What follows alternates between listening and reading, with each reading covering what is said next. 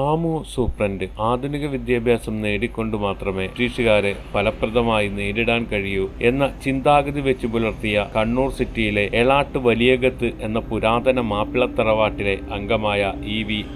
അഹമ്മദ് ആണ് 1921 കുപ്രസിദ്ധനായ ആമു സൂപ്രണ്ട്. ആധുനിക വിദ്യാഭ്യാസം ബ്രിട്ടീഷുകാരെ ഫലപ്രദമായി നേരിടാനുള്ള ഉപാധിയാക്കാമെന്ന സർ സയ്യിദ് അഹമ്മദ് ഖാന്റെ കാഴ്ചപ്പാടിനെ നഖശിഖാന്തം എതിർത്ത മൗലാന നദീർ അഹമ്മദ് ചൂണ്ടിക്കാട്ടിയത് പോലെ ആധുനിക വിദ്യാഭ്യാസം വഴിതെറ്റി വിശ്വാസപരമായി ബ്രിട്ടീഷുകാരുടെ അടിമത്തം സ്വീകരിക്കുന്നവരെ സൃഷ്ടിക്കുമെന്ന് പറഞ്ഞതുപോലെയാണ് സംഭവകാലത്ത് ആമു സാഹിബിന്റെ പെരുമാറ്റം. എന്നാൽ പെരിന്തൽമണ്ണയിലെ 400ഓളം മാപ്പിളമാരെ വേട്ടയാടി പിടിച്ച് മുളം കൊണ്ടുള്ള വളച്ചുകെട്ടിനുള്ളിൽ നിർത്തി ഉടൻ വിചാരണ ചെയ്ത് പകുതിയോളം പേരെ വെടിവെച്ചു കൊല്ലാൻ കൽപ്പിച്ച സ്പെഷ്യൽ കോർട്ട് ജഡ്ജി ടി ഓസിനെയും ശേഖരക്കുറുപ്പിനെയും ധിക്കരിച്ച് വിധി നടപ്പിലാക്കാനാവില്ലെന്ന് പറഞ്ഞ ആമു സാഹിബിനെയും നമ്മൾ കാണേണ്ടതുണ്ട്.